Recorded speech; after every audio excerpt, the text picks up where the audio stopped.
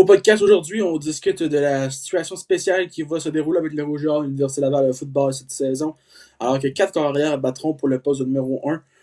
Alors qu'on parle de carrière numéro 1 Arnaud Desjardins cette saison.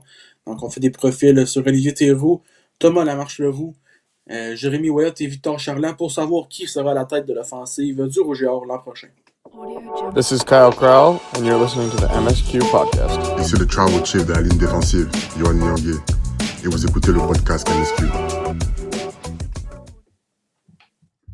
Donc bienvenue tout le monde, le podcast un peu spécial qu'on fait présentement quasiment 2 mois du off-season, moins de 100 jours. On commence à avoir hâte au football, mais je pense qu'on avait hâte au football après le match de la Coupe Jacques-Dussault, fait que c'est fou à dire, mais là, on est un peu plus proche, on est environ 2 mois du début de saison, là, donc commence à être le temps, l'honneur de l'aucun entraînement.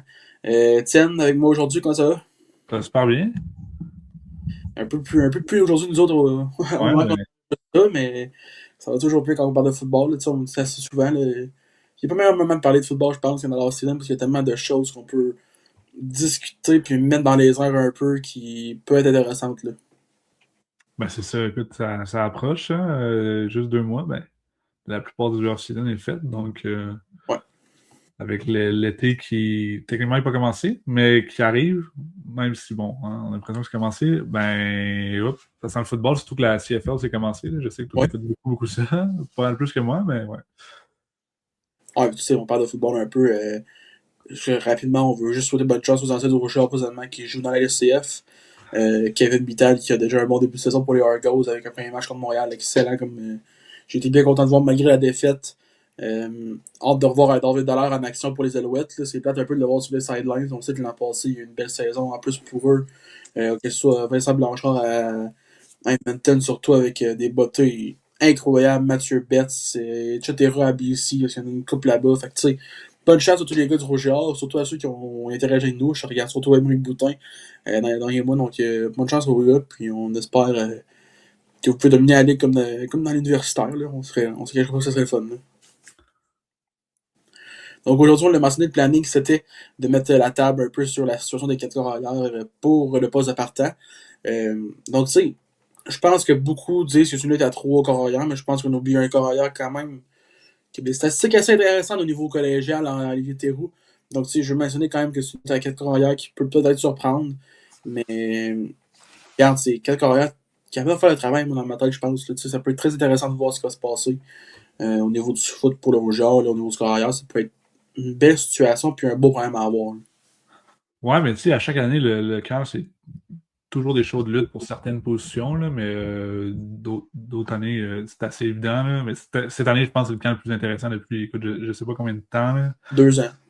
Ouais, la position de carrière, ouais. Je m'en souviens qu'il y a 2 ans, il y avait un débat pour le carrière, là, finalement, c'était pas une vraie bataille. Là, on a eu l'impression avec les coachs, là, mais cette année, la position la plus importante est, dans l'équipe est toujours pas décidée. Là. Ouais. J'imagine que les coachs ont peut-être leurs favoris à l'aube du camp, là, mais vraiment, là, nous autres, c'est difficile à choisir. Là, fait que c'est ça qu'on va.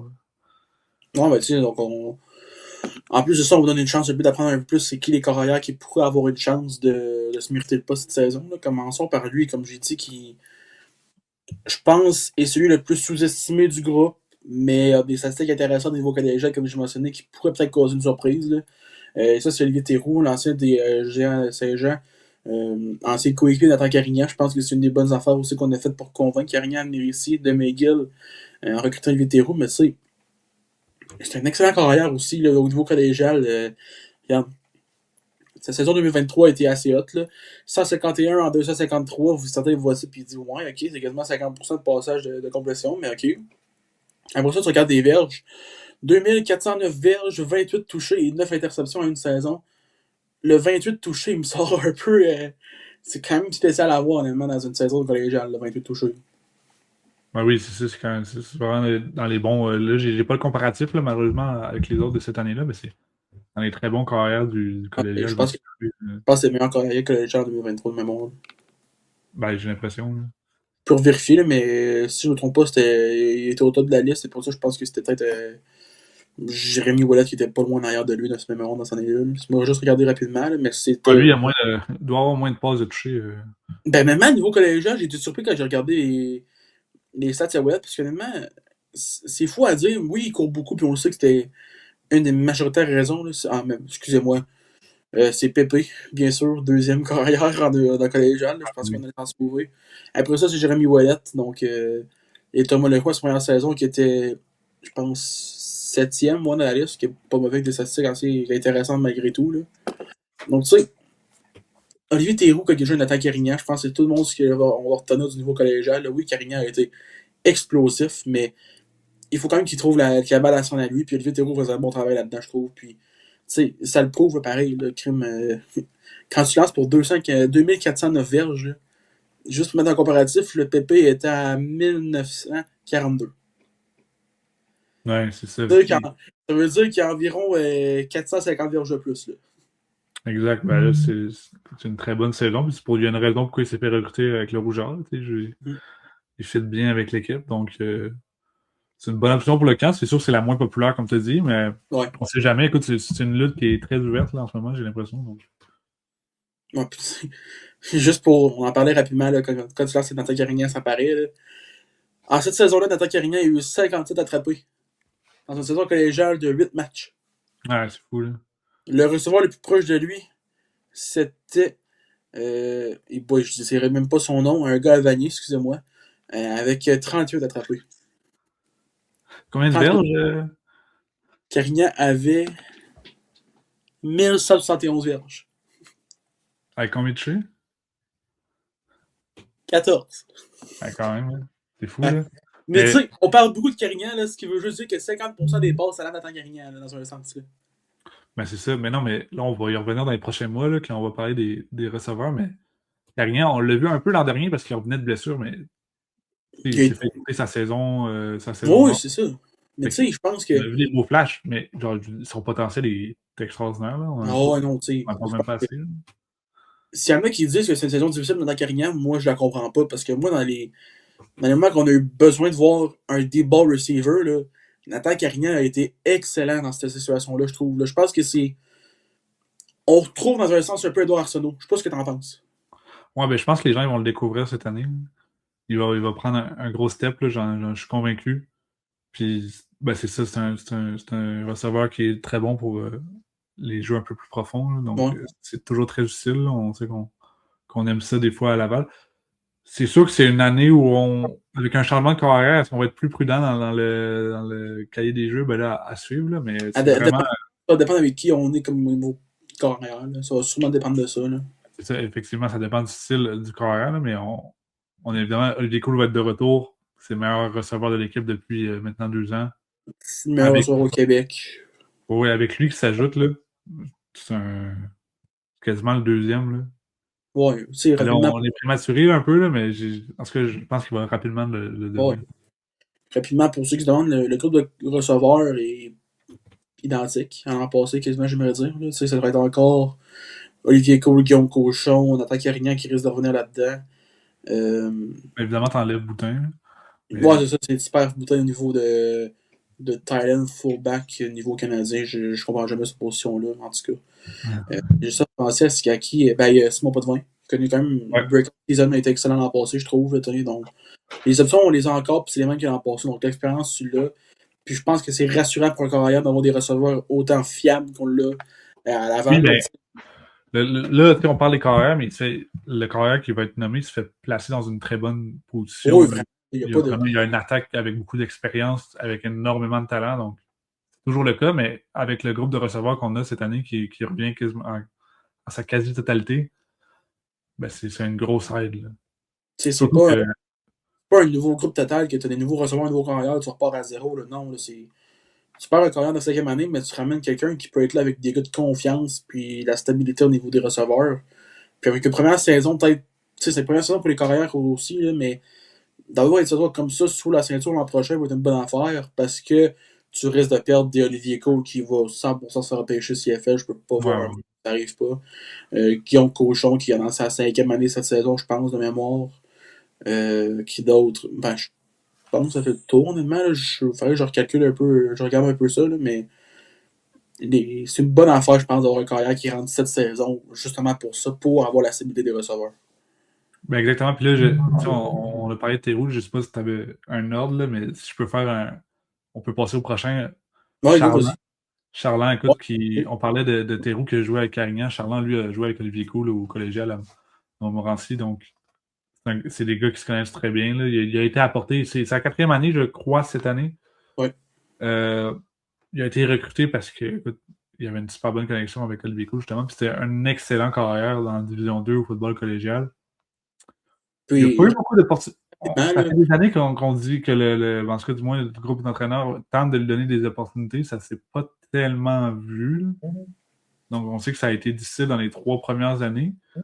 Il était un peu... J'avais l'impression qu'il était favori pour être carrière cette année, avant qu'on décide de mettre Ouellet comme remplaçant pour nous l'an dernier. C'est pas qu'on a décidé de mettre Ouellet, on n'a pas eu le choix parce que Charland s'était blessé. Parce que sinon, ça aurait été... Il s'était blessé, exactement. Donc, je pense que sans doute, on aurait eu Victor Charland qui finit le match au Montréal, puis lui qui était le départ contre Sherbrooke si c'était pas de la blessure. C'est pas... Tu sais... Je l'ai mentionné un peu l'an passé, dans un sens comme ça. Je pense que ce qu'ils font comparer à Victor Charland a eu des opportunités après les matchs en fin de rencontre, pendant relève un peu, puis je pense qu'il n'a pas réussi à prendre ces opportunités-là. Il y a eu des belles performances dans les matchs hors concours, je trouve, mais en saison, quand il a peu de temps de jeu qu'il y a eu, malheureusement, oui, là, il n'a pas su prendre ses opportunités, je trouve, par là. Jérémy Ouellet a pris ses opportunités puis il a couru avec. Mais c'est ça, c'est le cas de le dire, hein, mais c'est ça, il a été mis en quelques situations de fin de match, c'est pas toujours évident là, non plus. Non, évidemment, là, puis quand tu joues très peu et tu as peu de répétitions, c'est très difficile. C'est sûr qu'ils n'ont pas tellement appris, mais j'ai hâte de voir au camp parce que on a tellement parlé en bien dans les dernières années. C'était vraiment le deuxième. Écoute, il y a 2 ans, on avait un débat, bon, c'était nous autres, là, mais comme quoi, genre, ça pourrait être le carrière partant de l'année 2024, je crois. Ouais, mais ça, c'était un débat partout. Là.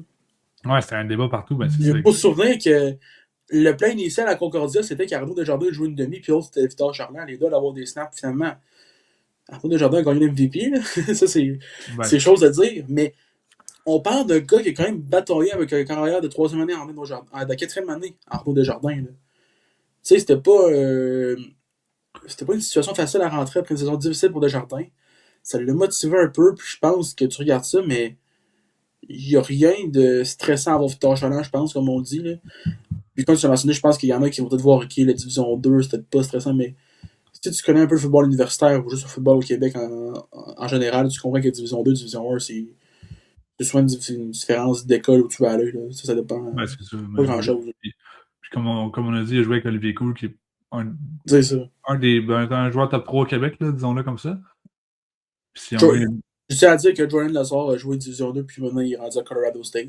Ouais, voilà, ça veut absolument rien dire. Puis dans le peu qu'on a vu de Charland, c'est quand même un style intéressant. Là. C'est un bon passeur, puis c'est un gars qui a une mobilité aussi, là, qui est bon. Oui, mais je pense que, honnêtement, c'est l'avantage qu'on a cette année. Les 4 carrières sont extrêmement mobiles, je trouve. Tu sais, de personne à avoir. No offense, Arnaud, là. On a adoré t'avoir pendant 4 ans et demi, on va dire comme ça, parce qu'il est rentré en saison 2021. Là. Oui, Arnaud est capable de bouger un peu dans la pochette puis faire le travail, mais il n'était pas à la mobilité qu'on va avoir les 4 carrières, je pense, cette saison-là. Ouais, puis c'est un peu le temps peut-être de se moderniser un peu chez les carrières du Rouge. On voit ça à Montréal, là. Pépé Gonzalez est assez mobile. Jonathan Sénécal était trop mobile. Pour le salut de Montréal.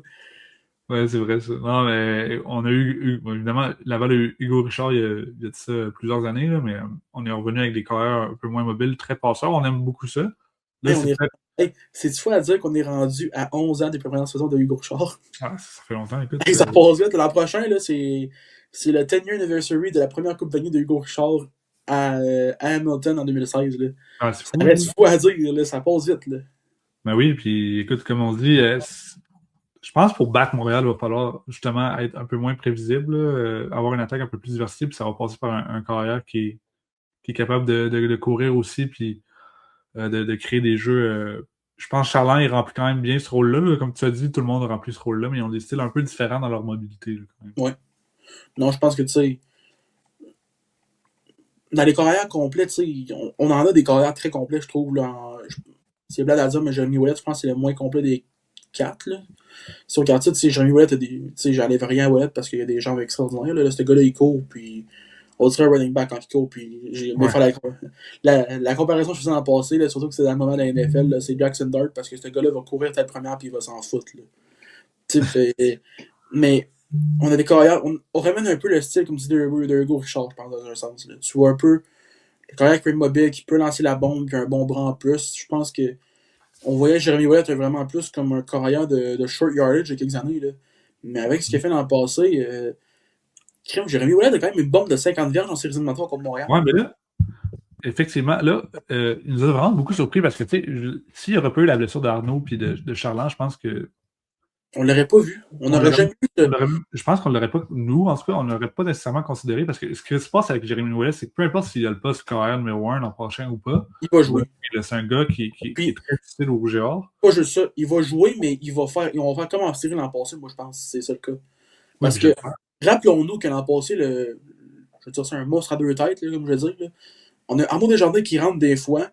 On a un first down, on change de carrière, on a le match Jérémy Ouellet. Tout le monde se dit, OK, il va courir, lance la balle dans les airs, 50 verges, trouve d'attaque aérienne dans la zone, puis se toucher au genre. Pour commencer la deuxième demi. Des choses. Ça, c'est Charles à Justin Thiel avec sa créativité qui est assez. On sait quand même assez créatif, là, on se le cachera pas. Là. Mais des jeux comme ça peuvent surprendre l'adversaire. Ça l'a réussi. Donc maintenant d'enlever l'idée en tête que OK, voilà, tu s'en vas là-bas, il va juste courir. Là. Elle n'existe plus, cette question-là, je pense. Maintenant, tu peux juste te dire qu'est-ce qui va se passer. Ouais, ben, il nous a surpris parce que tout le monde parlait de lui comme un carrière qui n'avait pas nécessairement le bras pour fitter dans le système du rougeur, là, qu'on sait qui adore avoir des carrières avec des gros bras qui peuvent lancer loin. Puis ben, il a prouvé l'an dernier que c'est un carrière qui est capable de passer puis qui est vraiment capable d'être considéré comme carrière numéro 1. Puis il a une mobilité extraordinaire, là, on l'a vu. Là, c'est fou comment il lance. Il y a carrément eu un départ à Sherbrooke où il a bien fait. Là. Si je me fie à ce que j'ai entendu à la radio, là, à l'époque, on a mais ça avait l'air bien. Hey, on peut-tu faire quelque chose, s'il vous plaît? Là? Ils ont mis une division puis ils ont dit non, pas vous autres, pas le droit. Non, mais tu sais, je charge chaque année hein, sur la modernité du U-Sport. La RSEQ. Le U-Sport a fait des bons avancements, moi, je trouve. Là. La RSEQ, on dort au gaz. Ah, je sais pas si c'est U-Sport a tant fait des bons avancements avec leur site. Non. Je suis d'accord, là, le site, l'application, c'est juste terrible. Là. Une chance qu'on a OB Sports, l'application, parce que sans eux autres, on ferait dur, je pense, au niveau. Ouais, puis encore là, les autres sont obligés en tout cas, ils sont obligés de prendre les données de U-Sport, fait que ça marche pas tout le temps, là, mais. Non, mais c'est fou à dire, mais c'est pas mal plus sharp. Ben, oui, c'est 1 million de fois mieux, là, puis leur classement fait plus de sens aussi, là, mais ça, c'est une autre affaire. Ah non, on n'embarquera pas le Power Ranking tout de suite, là. J'ai même pas encore sorti le premier Power Ranking, j'ai déjà mal à la tête. Non, c'est ça. Western 1. Eh boy, hein? C'est sûr, ça va être ça. Le glazing du OUI. Ah, j'ai pâte. Bon, on repart au carrière. Donc, tu sais, on a parlé de Charland un peu, puis rapidement, tu sais, ce carrière complet, moi, je pense que ce que j'ai bien remarqué de Charland dans les matchs hors concours, surtout contre Bishop dans les dernières années, parce que oui, il y a eu des snaps dans ces matchs-là, puis je pense surtout en 2024, là, où il y avait vraiment la lutte, là. Arnaud a joué un quart, et peut-être un peu sur un quart et demi, je pense, juste de même. Charland, lui, a joué un quart et demi de son côté, a fini la moitié du troisième quart, parce qu'on a embarqué Ouellet, là. Ce qui m'a vraiment surpris de Victor Charland, c'est ses passes en mouvement. Capable de faire des bonnes passes on the run, de se déplacer, après ça, de bons bras, les passes, c'est parfait après ça, je trouve, là. Je pense qu'il faut peut-être donner un avantage un peu Victor Charland sur le fait que c'est probablement le meilleur passeur des quatre présentement niveau expérience. Et après ça, c'est juste la balle, là, je ne me trompe pas, c'est un des meilleurs qu'on avait vu au camp, c'est ce que j'ai compris. Là. Sur le niveau passeur. Ouais, ben oui, c'est un très bon passeur, oui. Puis c'est lui qui a le plus d'expérience, comme tu dis, c'est sa 4e année. Donc c'est sûr que, alors que Ouellet était à sa 3e. Puis c'est un moins bon passeur, même si c'en est un bon. Donc, écoute, je suis sûr qu'ils travaillent tous là-dessus pendant l'off-season, sur leur jeu de passe. Donc, pour être un bon passeur pour jouer à Laval, je veux dire, le système de jeu, du moins le cahier de jeu, il est fait sur principalement les jeux de passe. Là. On a quasiment qu'on trouvait qu'il n'y avait pas assez de courses dans les dernières années. Là. On dirait qu'à chaque fois qu'on ne l'utilise pas assez, mais c'est ça. Pour Charland, Ouellet, je sais pas si tu avais quelque chose à rajouter. Je sais pas comment tu vois ses chances. Là. J'ai l'impression que chez certains, on le voit quasiment favori là, avec ce qu'il a fait dans le passé. Pour Charland? Ouellet? Ouais. Ben, beaucoup le voient parce qu'ils n'ont pas vu Charland. Ouais. pense que le problème, c'est il y en a beaucoup qui ont juste zéro vu Charland, puis eux autres se disent il n'y a pas vraiment sa chance, je pense. Puis tu sais, un peu comme je disais, il a pas su prendre ses chances quand il les a eues. Non. Mais, tu sais, comme je le dis, selon moi, c'est lui qui va être le carrière numéro 1. Là. Ma prédiction, c'est ça. Honnêtement, pour être honnête, là, je pense vraiment que. Il y a une raison pour qu'on a considéré mettre Charland en 2024 malgré tout. Là. On n'aurait pas. Ouais, On aurait oui. sûrement. Oui, il y a eu avec Arnaud Desjardins une saison difficile. Il y avait un match en concours atroce, puis on s'est dit, OK, on va essayer Arnaud, on va essayer Charland aussi. Arnaud a fait du bon travail, mais il y a une raison pour qu'on a considéré mettre Victor Charland dans cette chaise-là, puis de se dire, on veut retourner au sommet du RSEQ et du Canada, ça va être Victor Charland qu'on va faire ça. Il y a une réelle conversation que ça a été ça. Là. Mais écoute, j'ai pas de prédiction, moi, honnêtement, parce que c'est tellement difficile à. Ça se prédit pas, genre. On a encore un QB qu'on n'a pas parlé, puis je pense que c'est Mais c'est ça, là, j'y allais. Si j'ai un souhait, par contre, c'est pas un énorme souhait, là, mais j'avoue que je trouve que ça ferait beaucoup de sens. Avec ce qu'on a vu les Carabins faire l'an dernier, on est allé. Carabins ont commencé avec leurs vétérans 50-50 avec la recrue. Vraiment, ils se sont rendus compte que ça ne marchait pas en tout. non. On est all-in sur Pépé, puis je veux dire, Pépé est extraordinaire.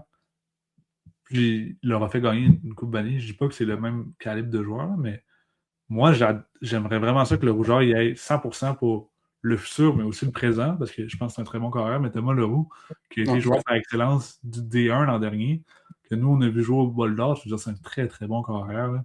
Ouais, on sait. Bon. Extrêmement mobile, un bon bras, tu sais. Ouais, comparé à Hugo Richard, quand même. C'est un genre de. C'est un peu son style. Là. C'est un gars qui court puis qui fonce là, quand il court. Là. Il prend le contact. C'est un très bon passeur. Là. Sur la course aussi.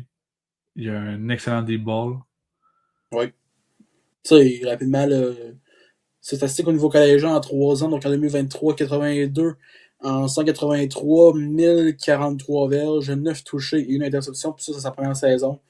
Le CNDF a pas fait long flanc sur de mémoire aussi. 2024 a amené son équipe au bol d'or.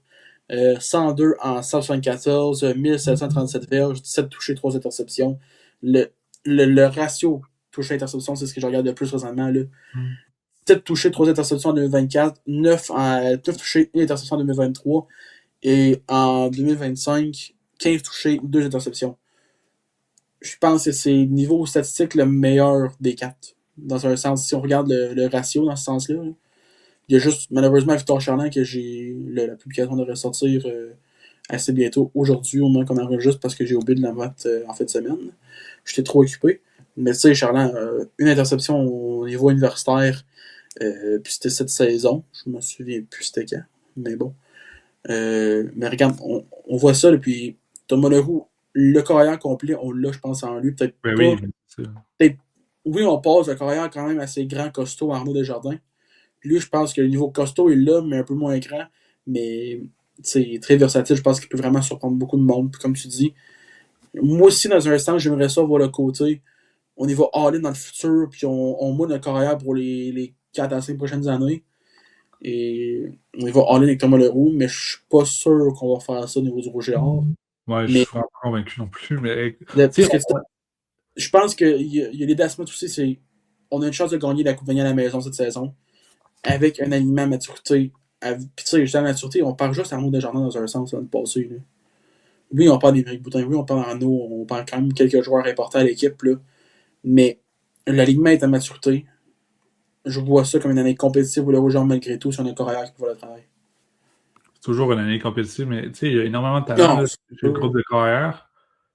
Mais pour moi, le plus talentueux, c'est Leroux. Là. Je veux dire, il a tellement été extraordinaire en D1, c'est le futur. Puis il y a toujours ce risque-là, je sais pas, on dirait, j'ai l'impression, de. Si le gars, il va sur le banc, pendant 1 an, il va rester là combien de temps?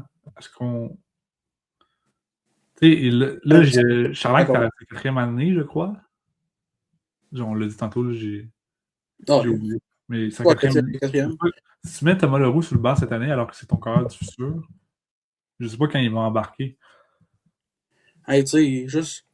On en parle rapidement, là, mais Victor Charlet a lancé 36 fois en 3 ans au niveau universitaire. C'est sûr qu'elle n'a pas aidé. Là. Hey, t'as lancé 36 balles dans des matchs universitaires en saison régulière. en 3 ans. C'est pas beaucoup. Ça, je compte pas les matchs hors concours parce qu'on n'est pas les clairement, c'était pas ça le plan. Là. Je pense que. Non, je peux pas croire. Il y a une raison qu'on a mis un carrière recru avec autant de possibilités à l'alignement.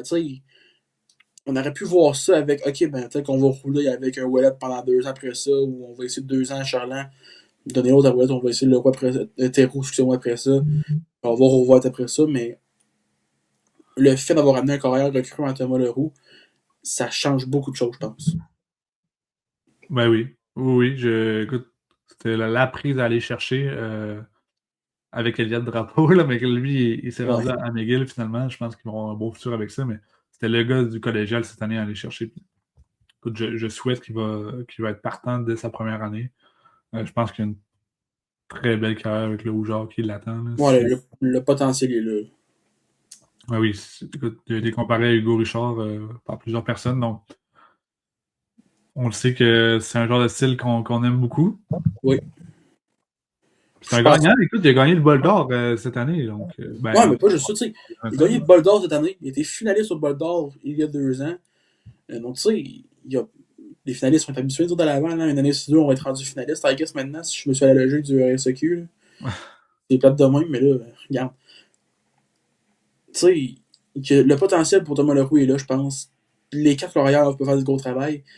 Puis, tu sais, on décide de faire ça pour un peu mettre un peu de lumière sur les 4 corps qui vont se battre pour la position. Mais ça, peut être, nous autres non plus, on n'a aucune espèce d'idée qui va être le carrière numéro 1 l'an prochain. Non, ben, ça va te donner une bonne raison d'aller au camp cette année. Oui, très très bonne raison. Fait que j'ai très hâte de faire ça, c'est sûr, à 100%. Ah, ben moi aussi. Ça va rendre ça très intéressant, je pense. Là, puis, c'est sérieux, c'est vraiment. On en parlait un peu là, rapidement en 2024. Là, oui, il y avait une lutte de carrière, mais il n'y a rien qui va équivaloir à ce qu'on a cette année, je pense. Là. Chaque snap que les carrières vont avoir, ils vont devoir prouver quelque chose, puis ils n'auront pas le choix. Là. Ben oui, mais c'est la plus belle bataille, je dis depuis 2024, mais depuis quasiment 10 ans, là, je pense, pour les carrières, parce que c'est un groupe. Pas un groupe plate de carrière. C'est pas une année de transition. Tu sais, on va appeler ça une année de transition parce qu'ils appellent tout le temps ça comme ça là, quand tu changes de carrière, mais on va essayer que ça ne soit pas vraiment une année de transition dans le sens où c'est pas l'année où genre on va être deuxième et on va se contenter de ça. Je pense que peu importe la carrière partant de cette équipe-là, Montréal avec leur année de joueurs qui le supportent, c'est une équipe qui peut gagner. Les Carabas avec leur année de transition l'an passé qui finit avec la Coupe Vanier, notre année de transition l'année passée avec nos Coupes Vanier, tu sais. Un peu la preuve que ça n'existe pas vraiment. Là. Non, ça veut juste dire fuck all, ça veut juste dire on se bat le camp début de saison. Ben, c'est ça. C'est plus ça, c'est juste dire, ah ben on vous l'a dit, si on perd, c'était juste une année de transition. Mais ça veut rien dire parce que ça fait 2 ans des années de transition, ils sont dans la Coupe Vanier puis ils gagnent. Là. Ben voilà, écoute. On va être honnête, là, tu sais. 2024, là, Arnaud est incertain. On sait pas ce qui va se passer à ce niveau-là. Mittal est plus là. Quand t'as pas d'attente, ça marche bien. Hein? Ah non, attends, là, Mittal est pas là. Arsenault, il arrive week 6.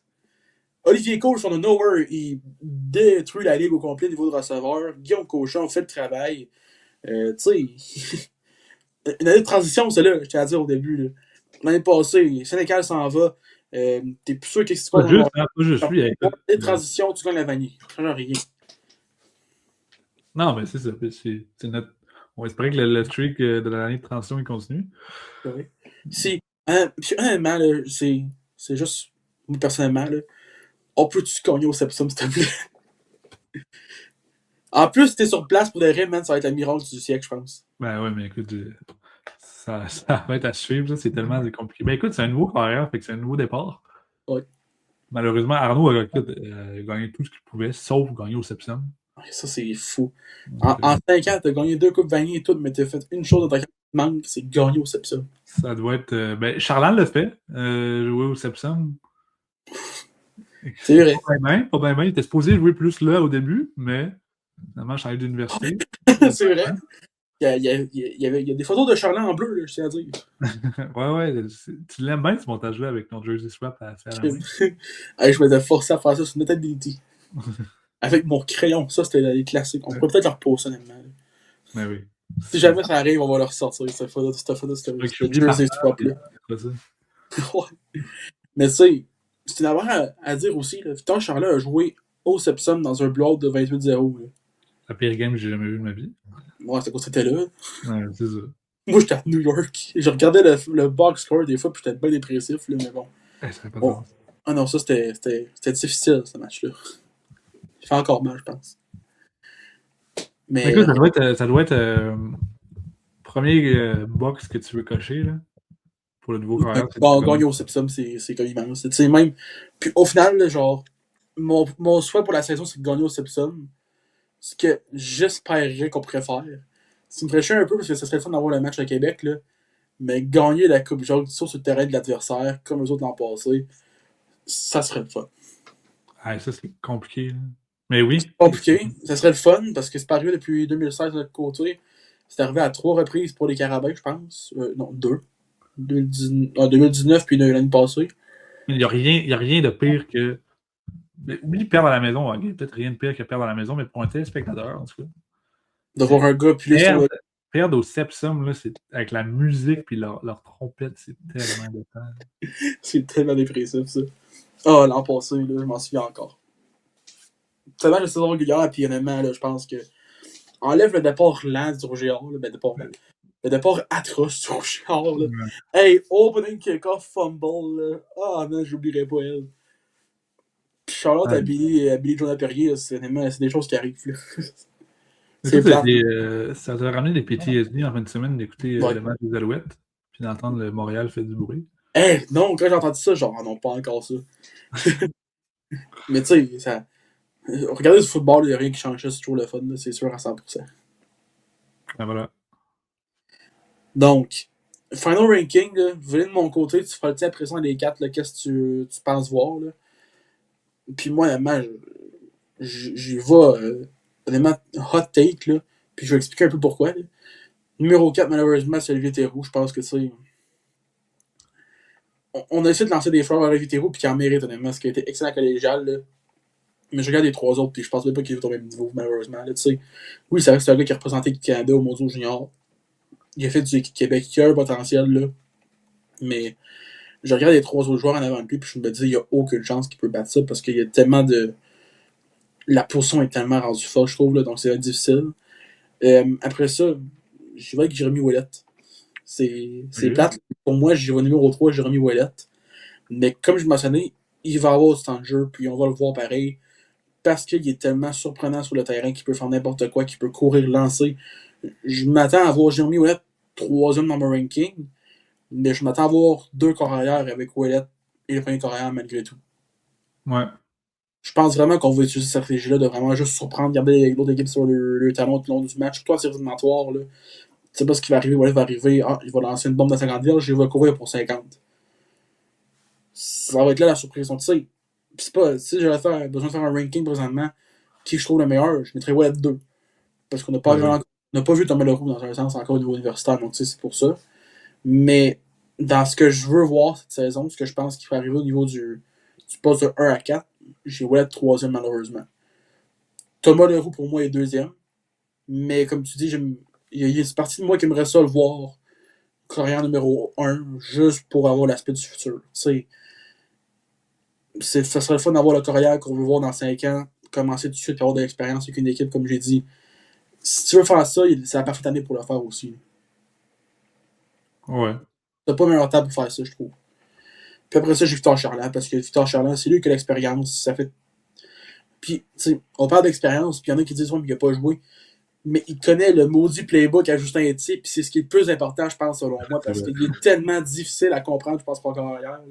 C'est ce qui me stresse avec Thomas Leroux, je pense, c'est que, oui, ok, c'est un excellent carrière, mais il va tout seul qu'à le faire avec Justin Etier à la barre de l'offensive du Rouge et Or, parce que on a vu des carrières avoir de la misère à le faire, là. Puis Victor Charland, ça fait déjà 3 ans qu'il est là, puis il est prêt, là. Ça va être Slen, premier jeu. 2e jeu, Slen.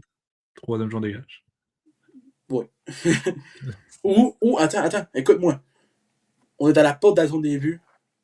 On va faire 2 slants. On est à 3e et court. On va lancer dans la end zone pour viser un flag. Finalement, il n'y aura pas de flag qu'on va perdre. J'ai encore du PTSD là-dessus. Ah, j'ai ça. Mais bon. Fait que mon ranking, c'est ça. Ça se peut que ça surprenne du monde, honnêtement, puis je suis d'accord. Puis c'est pas pour. Je fais pas ça pour avoir comme des clés. Pour le reste, c'est vraiment ce que je pense, puis je l'ai expliqué, honnêtement. Je pense que Ouellette va être 3e. Corps arrière, pas de corps 3e partant dans ma tête, mais il va jouer pareil. Je m'attends pas de voir Jérémy Ouellette rien faire cette saison-là. Ben, écoute, moi, je vais y aller avec le mien, là, puis t'as bien raison. Moi, j'ai Théroux 4 aussi. Mais j'ai Ouellet troisième aussi. Rapidement. No offense à Olivier Theroux, là, Non, c'est pas pour être chien, là, honnêtement. Là, il est quelque horaire, ça, il a c'est. tout rare. Ce gars-là, il a fait full de choses, honnêtement, au niveau collégial. Il a été excellent à Saint-Jean. C'est juste que, tu sais, c'est tough à comparer avec des carrières comme on a en haut après ça. Là. Ben, exact, c'est ça. Écoute. Il y a beaucoup de carrières cette année, fait que c'est ça qui est ça. Tu sais, c'est plate à dire, là, mais à Sherbrooke, là, il te pèterait des choses de passer Sherbrooke, lui. Là. Ça serait incroyable à regarder avec un jeu de carrière comme ça serait fou. Là. Oui, puis Bishop, c'est un peu les deux équipes que tu sais pas trop.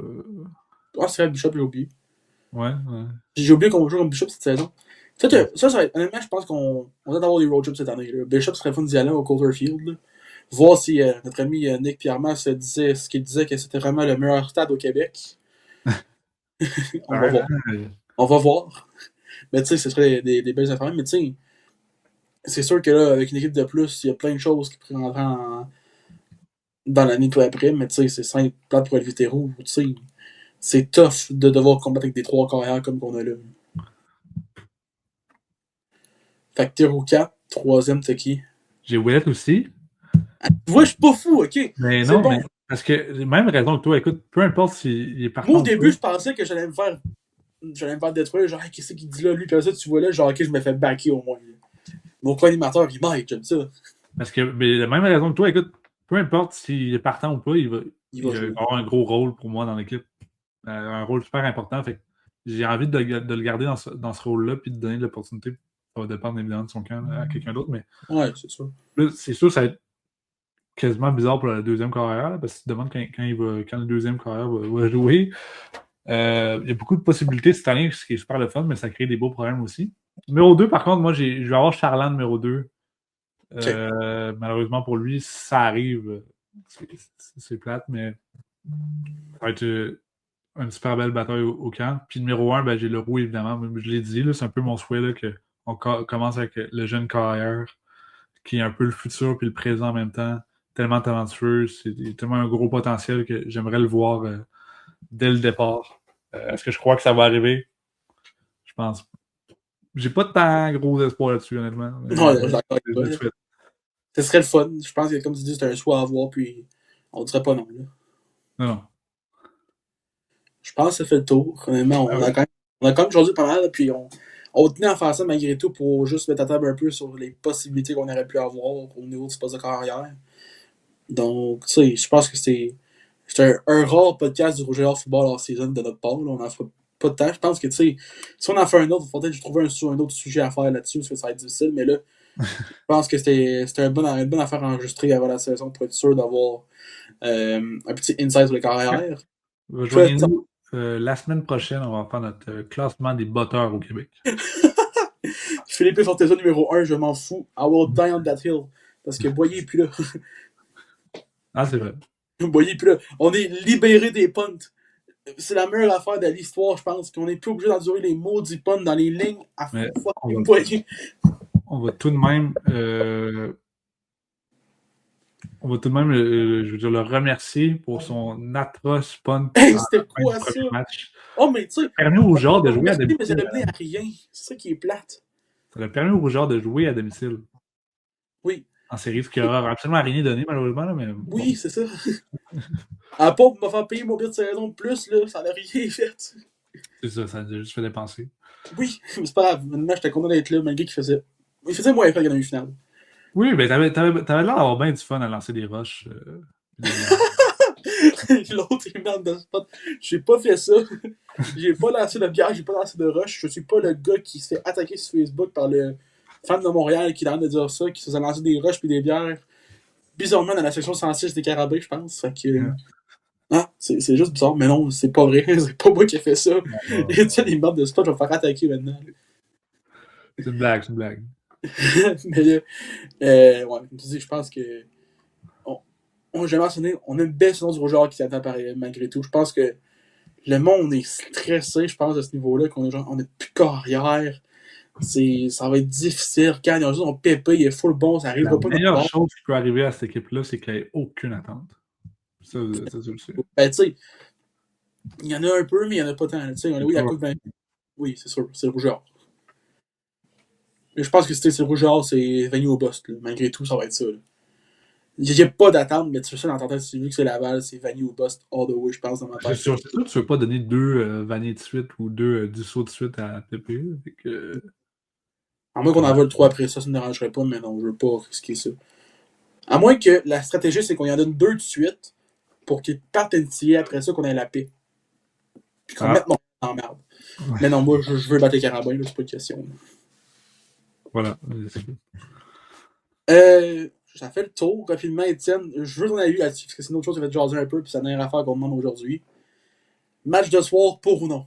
Pour 3 matchs de soir. Moi, écoute, on est les deux dans la vingtaine, là, fait qu'on est, nous autres, on est pour. Il y a un certain âge où tu deviens contre. Là, j'ai remarqué ça dans les commentaires Facebook, là, mais très pour les matchs de soirée, de soir. Là. C'est pas la fun. En plus, t'as pas besoin de mettre de crème solaire. C'est encore meilleur. Oui.